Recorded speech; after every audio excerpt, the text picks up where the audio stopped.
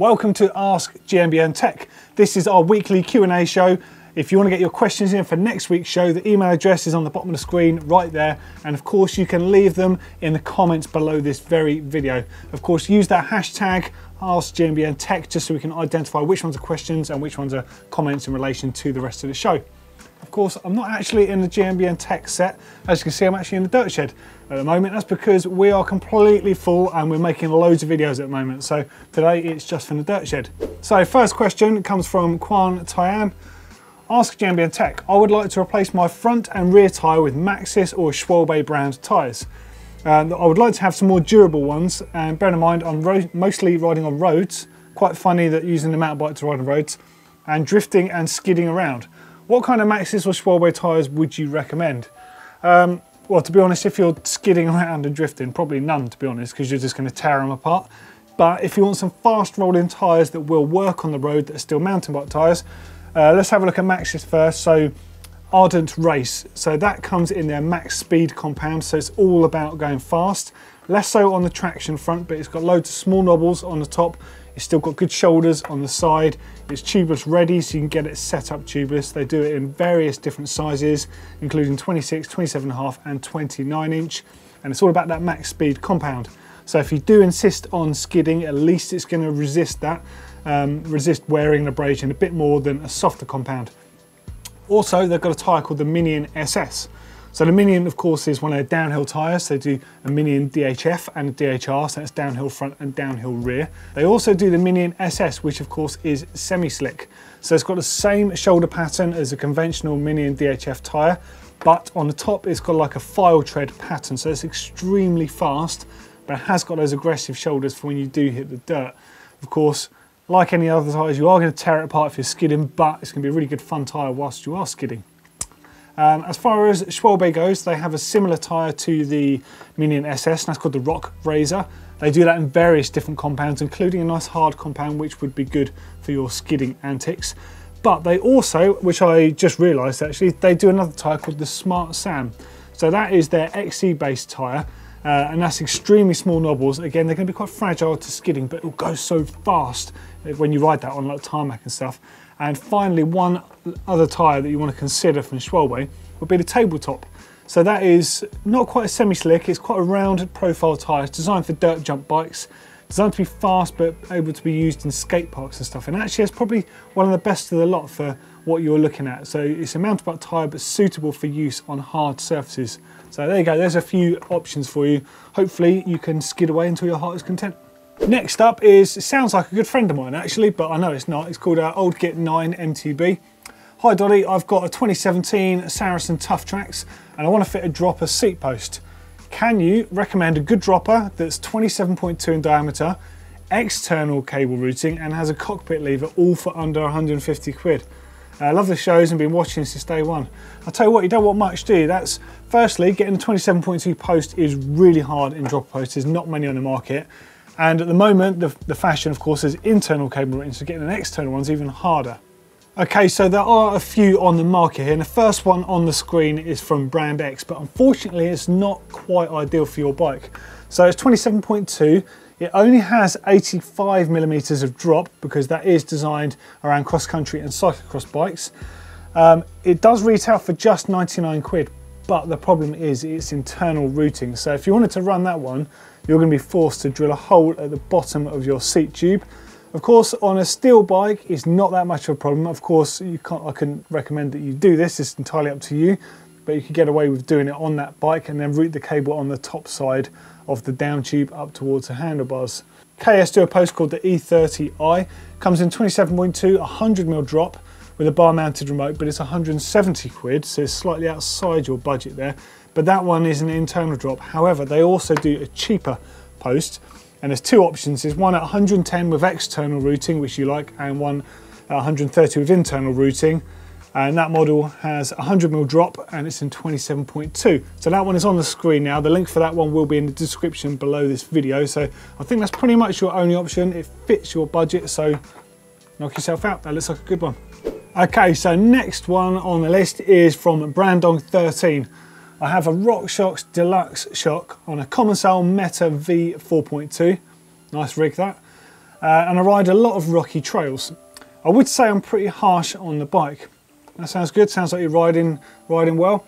I know a shock with a piggyback would be better for my bike, but what would be the differences between a piggyback and a non-piggyback? Advantages and disadvantages. Okay, well there's a number there, so let's go through some of them. So firstly, in case you don't know, a normal shock, like the one on screen right now, has just a main can, and on the inside of that you've got your air and you've got your oil for your damping. And also on the screen now is one with a piggyback. Now the piggyback basically is an additional sort of reservoir on there which allows for more shims and more oil flow, so there's more control built into that shock itself, and of course it can deal with the heat better. So let's have a look at some of the advantages and disadvantages of the two. So let's go back on screen to the first option, a non-piggyback shock. So that's the more conventional design. It's a lighter design and it's going to fit all suspension bikes. So whatever the frame design is, it will fit in that frame, no problem.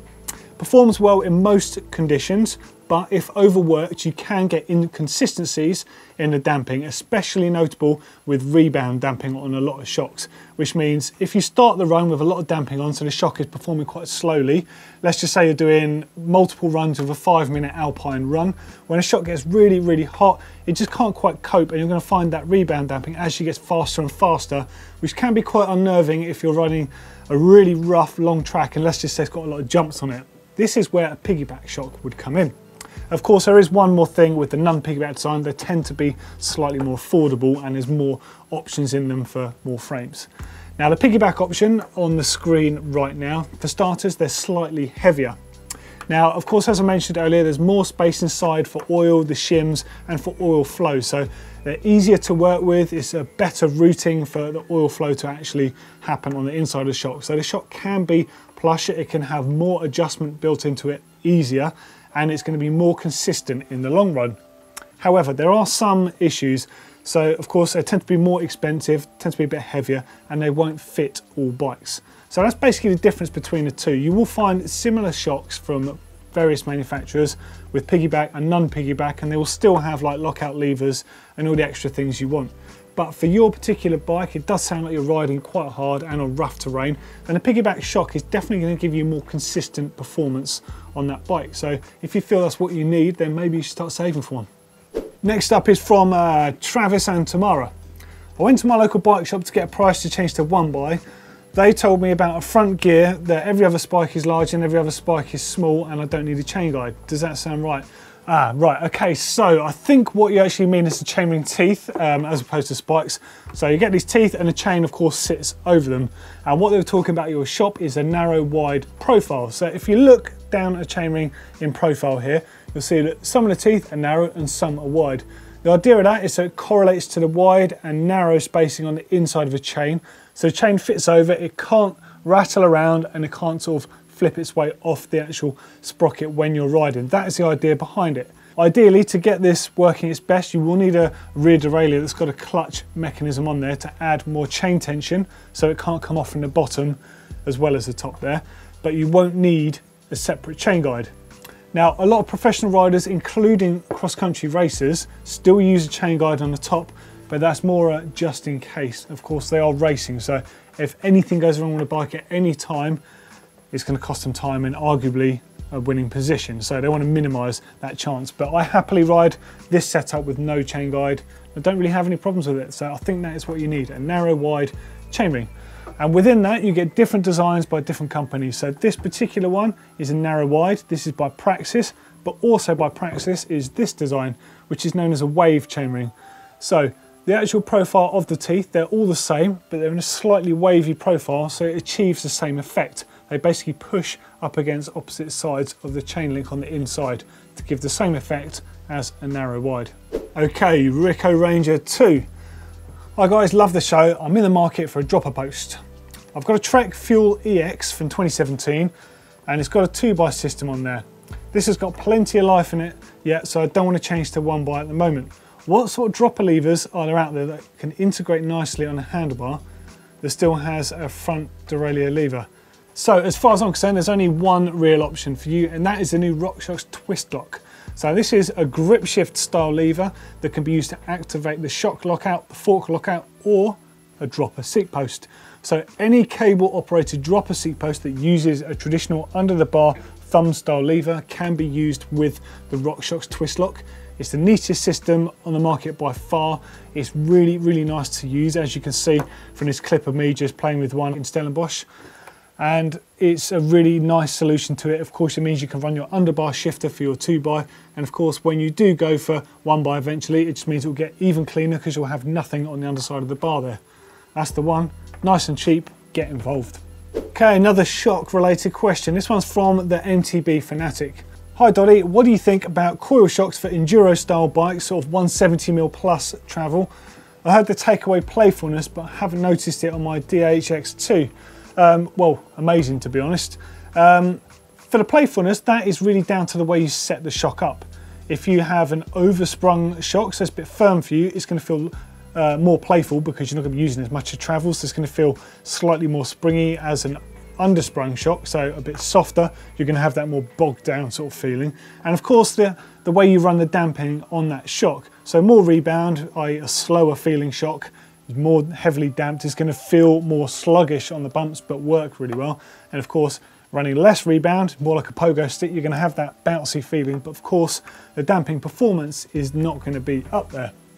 Now with a coil shock in particular, they're going to feel incredibly plush, so your bike will have more of a sort of plough ability. It's going to feel like, with the same amount of travel, if you compare it directly to an air version of the same shock, it's just going to feel unbelievable through the rough stuff because there's no stiction initially for the shock to overcome. The internals of the shock don't have to have air and oil and shims and stuff in it. It's just oil damping on the inside, spring on the outside. As simple as you get, direct from motocross technology that's obviously been around for a very long time. It's really popular to run coil shocks for big hitting riders, bike park riders, people that want a lot of consistency in damping. So as good as piggyback air shocks are these days, you can still have inconsistencies in damping performance on longer courses and when they overheat. Now this is far less likely to happen with the coil shock, and for that reason you are seeing more enduro riders and racers wanting to use them. The downside is they're a bit heavier, and of course they don't always have some sort of climb switch on them. You can get this on some of the more modern shocks, but a lot of shocks don't have that feature, which of course means you're going to be riding uphills with a fully open shock. And on some bike designs with that amount of travel, that's not the nicest thing to ride up hills. So do consider, if your riding's more biased to heavier duty riding, you know, rougher terrain and downhill bias, then the coil shock might suit you more, and an air shock might suit you more if you're more of a trail focused rider but likes riding the harder end of things. Okay, next question is from Steve B. Does the UCI impose a weight limit for bikes used in off-road races similar to the 6.8 kilogram limit for road bikes? No, as far as we know, there's no weight limit on mountain bikes yet, but there are some fairly strict and strange rules actually. So I just looked this up on screen just to check this. So rule 4.1.038 is the use of radio links or other remote means of communication with riders is forbidden. 4.1.040, during mountain bike races, no traditional road handlebars may be used. Clip-on extensions are forbidden, but traditional bar ends are authorised. 4.1.041, during mountain bike races, no electronic bikes are allowed on course at any time during training or competition. So there you go, there's some of the rules that stipulate to water bikes, but there's nothing that mentions anything about a weight limit. Now of course 6.8 kilograms is insanely light.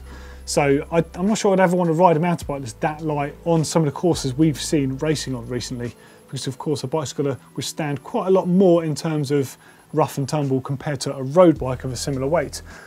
But there are some production bikes out there, I'm just looking at one on my screen now, that are getting close to that. So the Uno Aura frame, that's on your screen right now, not only is it one of the nicest looking XC frames I think ever produced, it weighs 790 grams, which really, that's not a lot of weight. That's almost nothing. And complete bike weights can be as low as 7.66 kilograms with a suspension fork, set up with tubeless tyres and fairly standard stuff. That's not like a crazy build, but 7.66 kilos for a 29-inch wheel XC race bike, that's quite insane, and that's not actually that far away from the 6.8 kilogram road limit.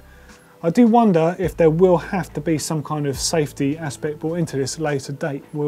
I guess we'll see what happens. Next up is from Gashi134.